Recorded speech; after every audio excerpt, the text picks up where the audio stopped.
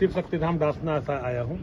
मैं श्री पंचदश नाम जून अखाड़े का महामंडलेश्वर हूँ। आज आपका आगमन हाथरस कैसे हुआ, किस मुद्दे मैं को सिर्फ लेकर इस बच्चे का समर्थन करने के लिए आया, इसे प्रणाम करने के लिए आया। हमारी डॉक्टर उदित त्यागी जी है, ये भी इसी बच्चे की तरह 7 दिन तक अनशन पर रही थी। हम भी इनके समर्थन में अनशन में बैठे रहे। हमें जंतर मंतर जाना था, जाने ही नहीं दिया, तो डॉक्टर साहब अपने घर के बाहर बैठ गई। यही कहानी इस बच्चे की है। ये इतने दिनों से यहाँ बैठा हुआ है, तो मैं तो केवल इसके साहस को प्रणाम करने के लिए और अपनी कौम के लिए, अपने बच्चों के भविष्य के लिए, जो इस बच्चे का मर मिटने का जज्बा है, उसे प्रणाम करने के लिए यहाँ आया हूँ। और कुछ कहना चाहेंगे? मैं केवल योगी आदित्यनाथ जी महाराज से ये कहना चाहता हूँ, वो सनातन धर्म का सूर्य हैं, साक्षात सूर्य। वो हमारे जख्मों पे नमक ना लगाएं, हमारे जख्मों का मरहम खोजें। हम ही हैं जो उनके साथ लड़े हैं, हम ही हैं जो उनके साथ रहेंगे। हमारे अलावा कोई और उनके साथ रहने वाला नहीं है। वो इस गलतफहमी को भूल जाएं।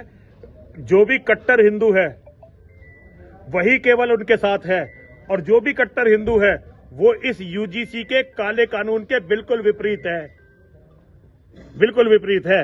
चाहे वो ओबीसी है, चाहे एससी है, जो सनातन को समर्पित है, वो इस यूजीसी के काले कानून के बिल्कुल विपरीत है, इसके विरोध में है।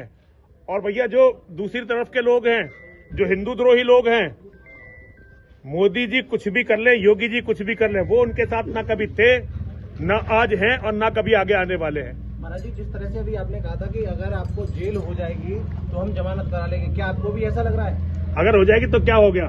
जेल आदमी जाते, हमारा शेर है ये बच्चा। हम हर तरह से इसके साथ रहेंगे। इसकी हत्या हो जाएगी तो बदला लेंगे। कोई भी ये ना सोचे कि इसकी हत्या करके बच जाएगा। ये तो योगी जी का शासन है, तो हम लड़ना नहीं चाहते। हमने अपने हथियार रख रखे हैं थोड़े दिनों के लिए, वरना हमारा नाम है नरसिंहानंद। भाई, अगर व्यक्तिगत लड़ाई करी किसी ने भी, चाहे वो मोदी हो चाहे कोई हो, और हमारे बच्चों पे हाथ डाला, तो भागने के लिए धरती कम पड़ जाएगी। ये सिपाही केवल तभी तक होती है, ये फोर्स जब तक सत्ता होती है। सत्ता के हटने के बाद ये फोर्स नहीं मिलती।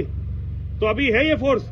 इसलिए मैं कह रहा हूं, ये बच्चा माँ और महादेव जब चाहे जब बुला ले अपने पास, इसे बुला ले, हमें बुला ले, लेकिन किसी ने इस बच्चे की तरफ देखने का भी दुस्साहस किया